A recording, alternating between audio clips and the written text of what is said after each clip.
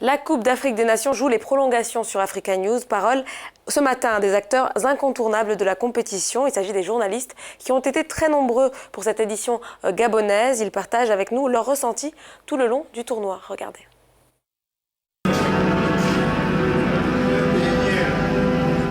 Comme une fois tous les 2 ans, par centaines, les journalistes ont obtenu l'accréditation pour être des témoins privilégiés de la grand-messe du football africain qui s'est déroulée pendant 3 semaines au Gabon. Certains en ont gardé des souvenirs, de bons, de moins bons, qu'ils soient originaires d'Afrique ou d'ailleurs. Je pense que c'était bien. En 2012, les choses étaient pitoyables. Internet ne marchait pas. Voyager à travers le Gabon était un cauchemar.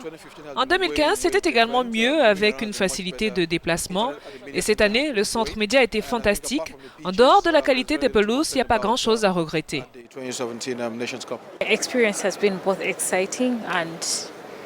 Personnellement, j'en ai tiré beaucoup d'excitation.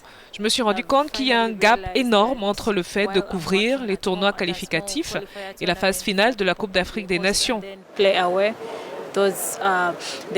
nombre de journalistes n'est pas aussi important qu'ici.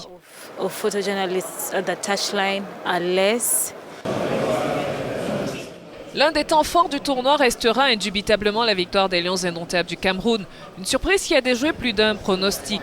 Même les journalistes n'auraient pas mis un sou sur cette sélection parce que de très belles équipes sur le papier, il y en avait, de par la qualité de leur jeu. Mais très vite, elles sont sorties de la compétition. Cela a été l'un des plus grands tournois de la Coupe d'Afrique des Nations parce qu'il y a 2 équipes, une qui a manqué les dernières éditions et une autre sortie dès le premier tour, mais qui sont revenues en force cette année et sont arrivées en finale. Personne ne les aurait mis dans la combinaison finale. Tout le monde pariait sur le Sénégal, la République démocratique du Congo, le Ghana ou l'Algérie, mais à la fin, les 2 équipes qui ont tiré leur épingle du jeu sont arrivées en finale. Alors, il y a eu peu de buts finalement dans tout le tournoi, même si durant la finale il y a eu plus de buts que dans pas mal de matchs précédents, pas mal de finales précédentes.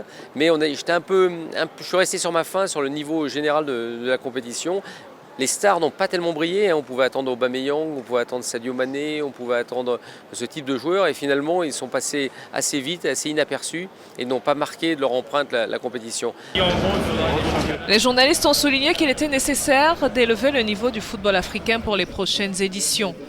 Ils ont également exhorté les responsables de la Confédération africaine de football à améliorer la compétition par le biais du comité local d'organisation et faciliter ainsi une meilleure couverture médiatique.